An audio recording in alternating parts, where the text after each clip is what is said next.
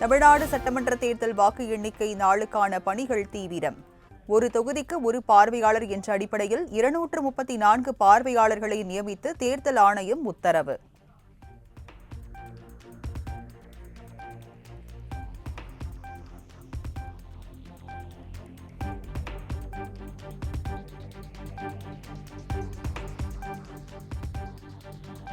தேர்தல் அலுவலர்கள் பாஜகவுக்கு ஆதரவாக செயல்படுகின்றனர் என மம்தா பானர்ஜி குற்றச்சாட்டு. மோதல் வன்முறை இல்லாத தேர்தலையே திரிணாமுல் காங்கிரஸ் விரும்புவதாகவும் பேட்டி.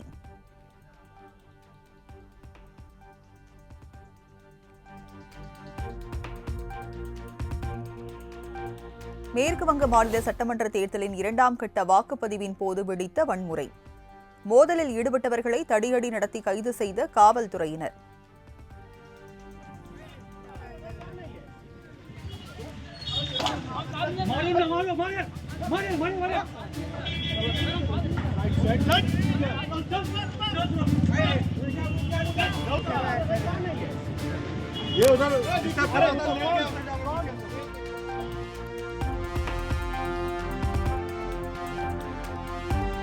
தமிழ்நாடு, புதுச்சேரி, கேரளம், மேற்கு வங்கம், அசாம் ஆகிய மாநிலங்களில் ஆட்சி அமைக்கப் போவது யார்? மே 4ஆம் தேதி வாக்கு எண்ணிக்கை நடைபெற இருக்கும் நிலையில் இன்று மாலை வெளியாகிறது தேர்தலுக்கு பிந்தைய கருத்து கணிப்பு.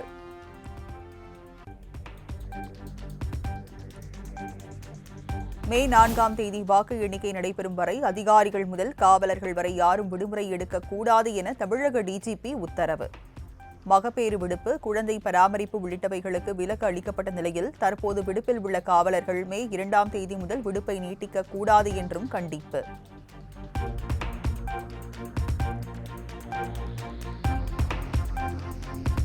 டிரான்ஸ்பார்மர்கள் கொள்முதல் செய்ததில் 397 கோடி ரூபாய் வருவாய் இழப்பு ஏற்பட்டதாக தொடரப்பட்ட வழக்கு சிபிஐக்கு மாற்றம்.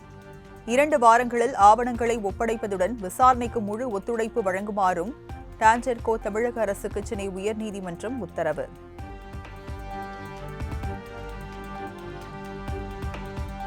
உத்தரப்பிரதேச மாநிலம் வாரணாசியில் உள்ள காசி விஸ்வநாதர் கோயிலில் பிரதமர் மோடி வழிபாடு. சிவலிங்கத்திற்கு சிறப்பு பூஜை செய்த மோடிக்கு சூலாயுதம் வழங்கி கௌரவித்த கோயில் நிர்வாகம்.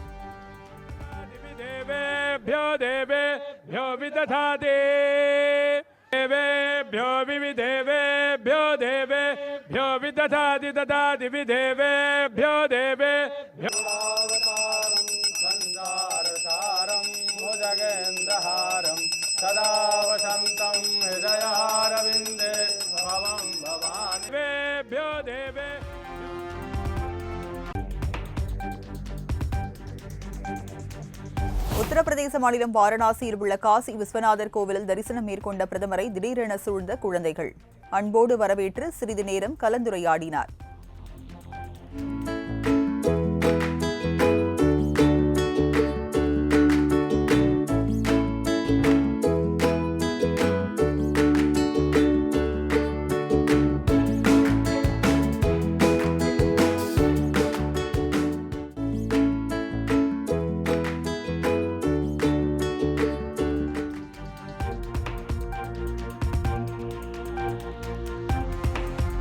தமிழக சட்டமன்ற தேர்தல் முடிவுகளுக்கு பிறகு எதுவும் நடைபெறலாம்.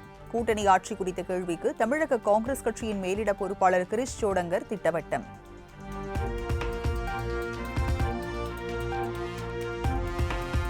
சாதி வேறுபாடு என்ற பெயரில் இளைஞர்களின் வாழ்க்கை சீரழிக்கப்பட்டு வருவதாக தமிழ்நாடு காங்கிரஸ் கமிட்டி தலைவர் செல்வ பெருந்தகை கருத்து. புதுக்கோட்டையில் பட்டியலினத்தை சேர்ந்த இளைஞர் கொலை செய்யப்பட்டதற்கு கண்டனம் தெரிவித்தவர், இளைஞர்களின் வாழ்க்கையை பாதுகாக்கும் பொறுப்பு அரசுக்கு உள்ளது என்றும் கருத்து.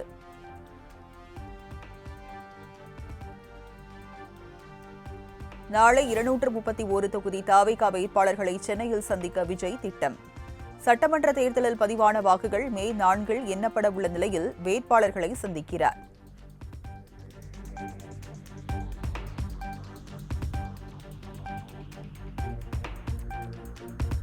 சென்னை உயர்நீதிமன்ற வழக்கறிஞர்கள் சங்க தேர்தலுக்கான வாக்குப்பதிவு துவங்கியது.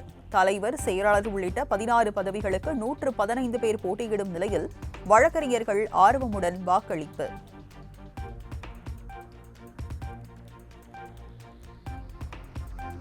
மாம்பழங்களை ரசாயனத்தை பயன்படுத்தி பழுக்க வைத்தால் 5000 ரூபாய் அபராதம் விதிக்கப்படும் என தமிழக உணவு பாதுகாப்புத்துறை உத்தரவு. தொடர் முறைகேட்டில் ஈடுபட்டால் கடையின் உரிமம் ரத்து செய்யப்படும் என்றும் எச்சரிக்கை.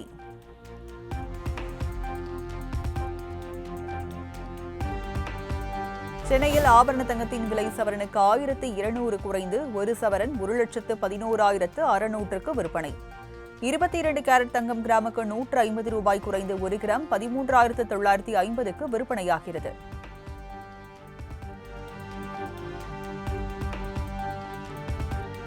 மதுரை சித்திரை திருவிழா மீனாட்சி அம்மன் கோயில் திருத்தேரோட்டம் கோலாகலம். மாசி வீதிகளில் அசைந்து வரும் தேரை வடம் பிடித்து எடுத்து பக்தர்கள் பக்தி பரவசம்.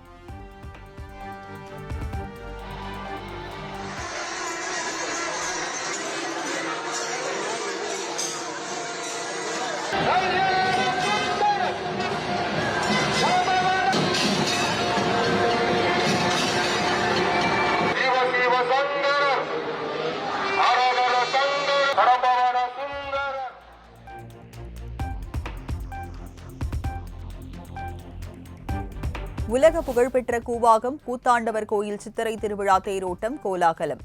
பல்வேறு மாநிலங்கள் பல்வேறு நாடுகளில் இருந்தும் ஏராளமான பக்தர்கள் குவிந்த நிலையில் 1000க்கும் மேற்பட்ட போலீசார் பாதுகாப்பு.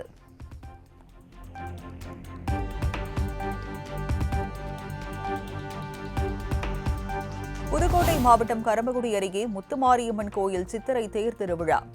1000க்கும் மேற்பட்ட பக்தர்கள் பங்கேற்று தேரை வடம் பிடித்து இழுத்து வழிபாடு.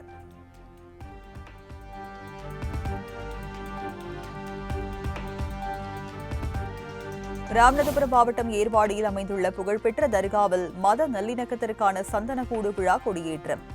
ஒட்டகத்தின் மீது வைத்து ஊர்வலமாக எடுத்து வரப்பட்ட கொடியேற்றப்பட்ட நிலையில் இஸ்லாமியர்கள் மட்டும் இன்றி பிற மதத்தவர்களும் பங்கேற்று வழிபாடு.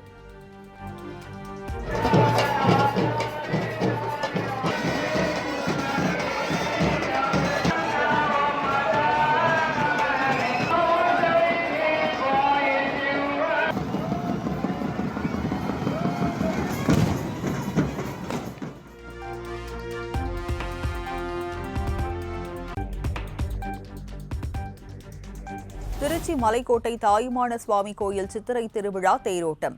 அலங்கரிக்கப்பட்ட பெரிய தேரில் தாயுமான சுவாமி, மற்றொரு தேரில் மட்டுவார் குழலி தாயார் எழுந்தருளிய நிலையில் பக்தர்கள் தேரை வடம் பிடித்து எடுத்து வழிபாடு.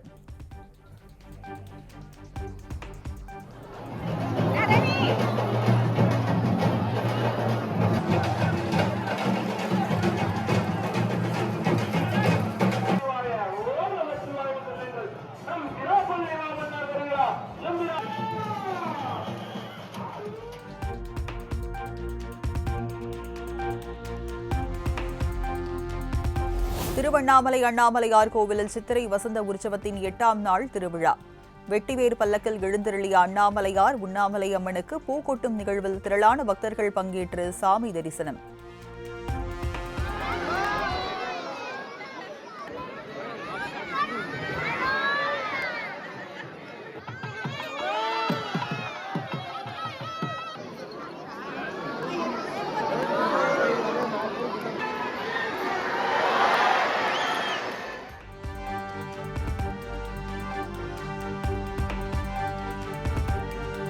சிவகங்கை மாவட்டம் காரைக்குடி அருகே கோலாகலமாக நடைபெற்ற புலி எடுப்பு திருவிழா. புலிகளுக்கு மரியாதை செலுத்தும் வகையிலும் 40க்கும் மேற்பட்ட புலி சிலைகளையும் விஷ ஜந்துக்களிடமிருந்து தங்களை பாதுகாக்கும் வகையில் பூரான், பாம்பு உள்ளிட்ட சிலைகளையும் சுமந்தபடி ஊர்வலம்.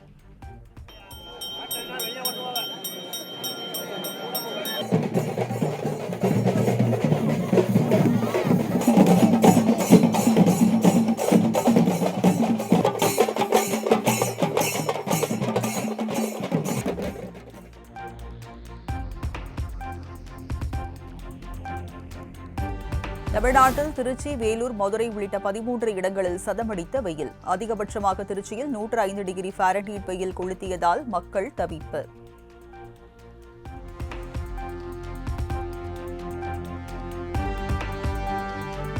தமிழகத்தில் அதிகபட்ச வெப்பநிலை ஒரு சில இடங்களில் 2 முதல் 3 டிகிரி செல்சியஸ் அதிகரிக்கக்கூடும். அதிக வெப்பநிலை காரணமாக தமிழகம், புதுச்சேரியின் ஒரு சில பகுதிகளில் அசௌகரியம் ஏற்படலாம் எனவும் சென்னை வானிலை ஆய்வு மையம் கணிப்பு.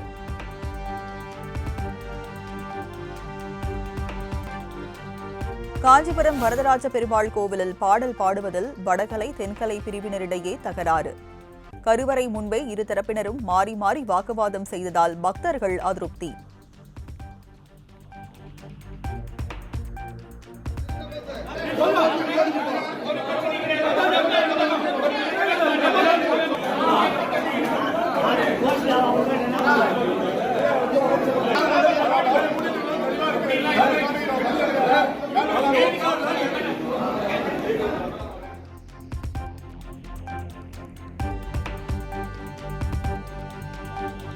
உதகையில் மே 1ஆம் தேதி முதல் கனரக வாகனங்களுக்கு புதிய கட்டுப்பாடு விதிப்பு.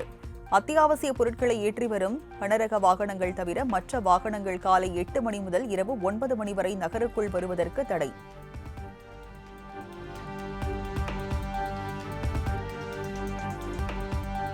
கச்சா எண்ணெய் உற்பத்தி செய்யும் நாடுகளின் கூட்டமைப்பான ஒபெக்கில் இருந்து விலகுவதாக UAE அறிவிப்பு. போர் மற்றும் உலக நாடுகளின் உறவுகளில் நிலவும் நிலையற்ற தன்மை காரணமாக முடிவு என தகவல்.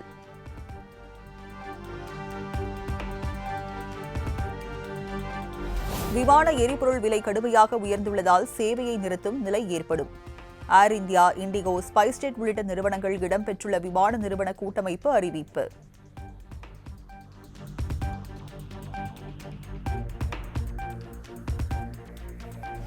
ஐந்து மாநில தேர்தல் முடிந்துவிட்ட நிலையில் பணவீக்கத்தின் வெப்பம் அதிகரிக்க உள்ளதாக ராகுல் காந்தி பதிவு. கச்சா எண்ணெய் விலை மலிவாக இருக்கும்போது அதன் லாபத்தை மோடி அரசு எடுத்துக் கொள்ளும், அதிகரிக்கும் போது மக்கள் மீது சுமத்தும் என விமர்சனம்.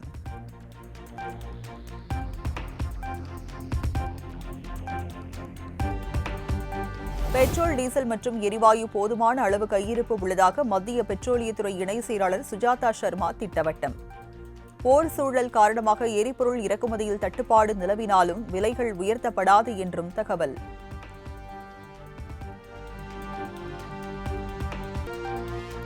ரஷ்ய தலைநகர் மாஸ்கோவை புரட்டி போட்ட பனிப்புயல். 146 ஆண்டுகளில் இல்லாத அளவிற்கு பனிப்புயல் தாக்குதல் மக்களின் இயல்பு வாழ்க்கை பாதிப்பு.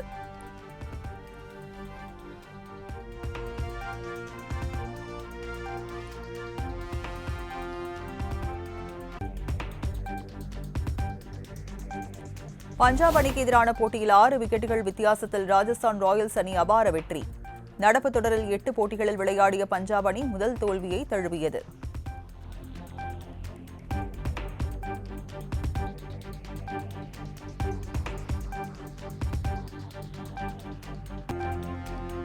மும்பை வான்கடை மைதானத்தில் இன்று நடைபெறும் போட்டியில் மும்பை, ஹைதராபாத் அணிகள் மோதல். தொடர் தோல்வியிலிருந்து மும்பை அணி மீண்டு வருமா என ரசிகர்கள் எதிர்பார்ப்பு.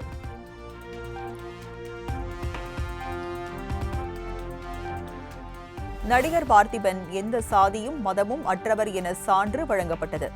சென்னை உயர்நீதிமன்ற உத்தரவுப்படி சான்று வழங்கி சோழிங்கநல்லூர் வட்டாட்சியர் உத்தரவு.